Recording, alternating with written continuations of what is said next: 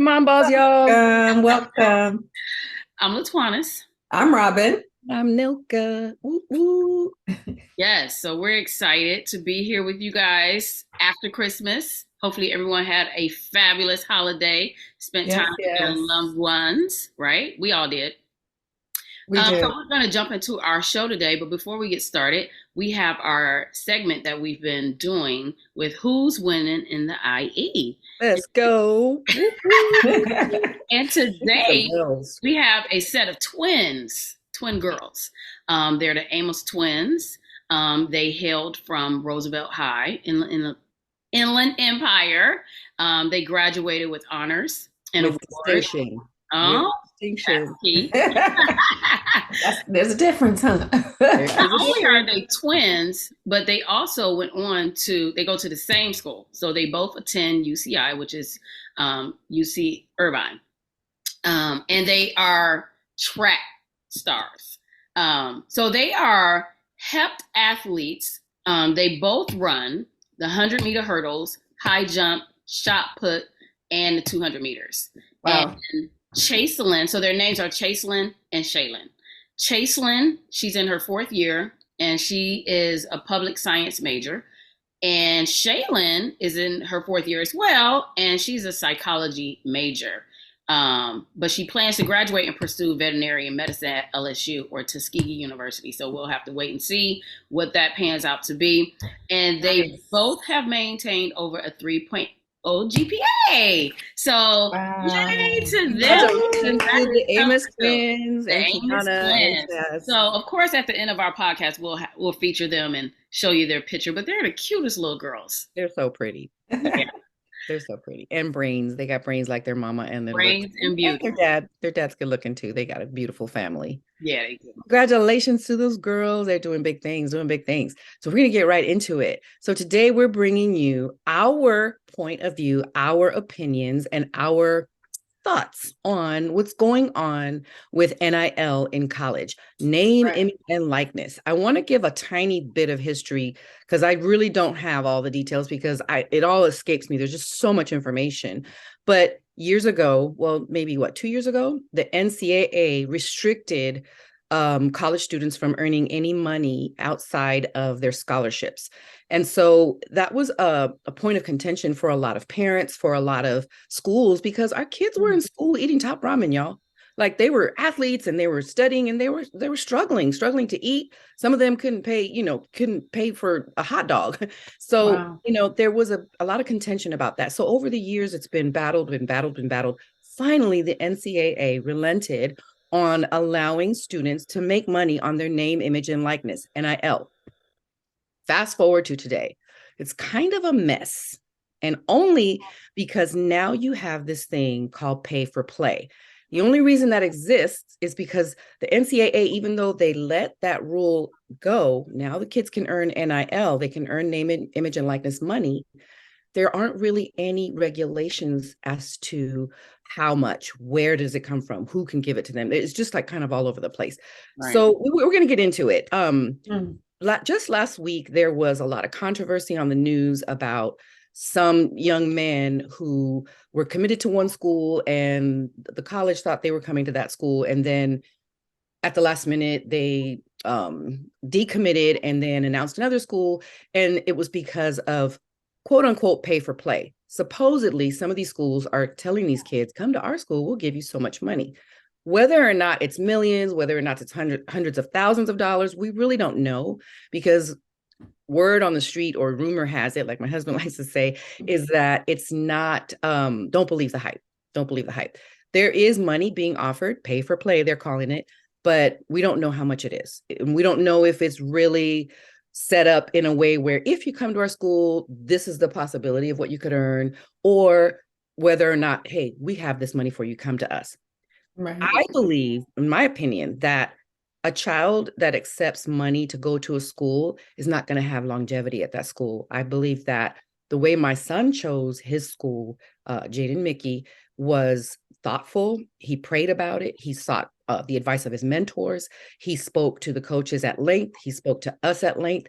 And he really settled in on what he felt was the right fit for his style of play, for what he wanted for his future, the degrees that were offered. And that was important. And we talk about it today.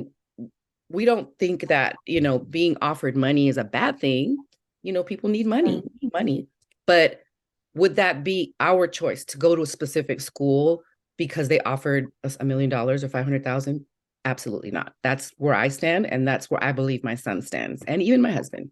Yeah, that's a lot of money. And thinking about kids coming out of high school, and just depending on where they are financially going into school, Right. could be a heavy weight or burden on someone. Like, why am I going to walk away from 500,000 when I can help my family?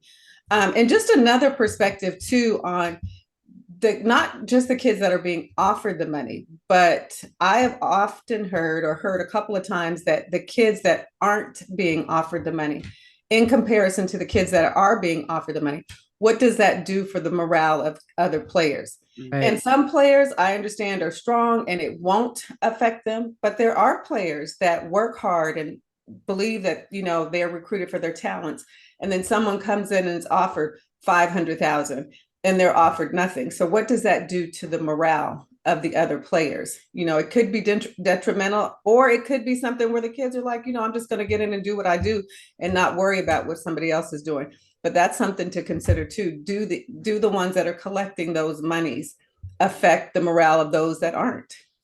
And just like anything else, when it's new, I do think that they will start to get a handle on it once they realize the damage that it's causing.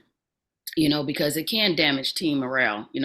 These coaches spend all this time, just knowing what LMU has done to build the team morale before the season started. Right. Even taking them out the country. Yeah. And then you got this, it's not done intentionally, but it just happens. And, also too, it's crazy how things come up and now it's legal. Whereas back in the day, like Chris Webber, got in trouble. Even Reggie Bush, these boosters come in and want to give these kids money because they know they need it. And then they got in trouble and got awards taken from them, hands slapped. And now, now it's running amok. And now, oh, hey, you can do it. I know they looking like, oh, really?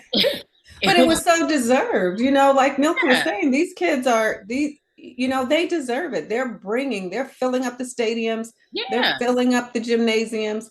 Like, they do deserve it. But I think, like you were saying, LaTonis, they are going to start putting the parameters in place, because it can, and it sounds like it's already getting a little out of control. Yeah, because you got to think, like, the alumni are going to come and seek. They know who the stars are. So a lot of those people got paper. That's why they sitting on the floor and and they're going to look to figure out, who they want to represent their companies. But, is that all a bad thing? I don't know. That's something. I don't think it's a bad thing per se. I mean, like Robin touched upon the fact that, some of these children, it's going to change their lives. We talked about it in our last segment or 2 segments ago with Dion. It's life-changing for people he's bringing with him. It wasn't life-changing for him. It could be life-changing for these children. But then you address the fact that I heard maybe a commentator or maybe even a coach say, and this was his opinion, not mine, that these kids who jump on money, you could tell that he didn't use these words, but there's like somewhat of a poverty mentality. Like, you chase the money, but you're not chasing longevity. Coach Freeman said that he believes that kids that come to Notre Dame because of what they think they're going to get with money or NIL, they're probably not going to stay. They're not going to stay because Notre Dame is so much more than that. I mean, there's like this whole spiritual element to Notre Dame. There's this whole brotherhood element to Notre Dame. There's just a whole other dynamic, and you have to be there and experience it to want that or to know that if it's a fit for you. And so if you're coming to any school for the money, what is it going to do to you, as far as whether or not you fit in the school, whether or not, like I said earlier, the degree, what it brings for your future. And, I don't know. It does seem like it's a little out of control to me. I don't know. I don't necessarily look down on the ones that accept the money. We don't know their situation. So it's pretty crazy actually, though. You said it's starting to get crazy. It's been crazy. It started getting Right. crazy last year. It Well, started I getting think too, I'm starting to hear like colleges, LMU in particular, they have donor sponsors. They create platforms where people can donate to the entire athletic department. Or yes. they can specify, I want to donate to girls basketball, boys basketball, girls volleyball, or they can even donate to a particular player. So I think that, like we said, things are starting to get more in line with, okay, let's make some sanctions, let's make some rules. And then, it's up to the athlete too, which I think is a great part of the NIL is if you want to represent a company, then your GPA is going to matter. The way that you carry yourself in the community is going to matter. The way you handle yourself on the field or on the court is going to matter. Nobody is going to want you to be a sponsor for their company if you're cussing out refs, getting texts, flunking out. So it gives the kids a responsibility as well to be upstanding citizens and get paid for, their name, image, and And on the likeness. flip side of that, if I'm an alumni and I got at this company, and of course you want the best representing your company, right? Then that's Right. kids step up because a lot of these kids get the scholarship because they are expected to be great student athletes. So Right. that should make you want to get in the gym and practice and work on your craft in your game. Right. So yeah. Here's my question. So the money that is being offered to come to my school, let's say it's $500,000. Is that going to be something that they're going to keep giving them every year? Probably not. Just like we know that when you're offered a scholarship, and they say full ride, that's for that first year. You Yeah. have to re-earn it and Right. re-sign for the Yeah. next year. And so we don't know that how far this money is guaranteed or if it's even guaranteed. I heard a rumor last year that some kid was offered $8 million, which is astronomical. We don't believe that. We were told that that's baloney, that's BS. Lamar made a point, my husband made a point, like, how are you offering hundreds of thousands of dollars or even millions to a high school kid who hasn't played one down in college? That's why, for me, part of me doesn't believe the hype. And that's what we're hearing a lot of reporters say, don't believe the hype.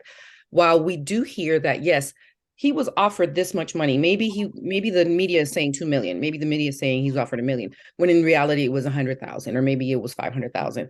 But then I also heard that one kid that was supposedly offered $8 million last year, and I don't remember who it was, it doesn't matter. When he got to the school, they were like, well, yeah, really the way it's going to work is you have the potential to make this.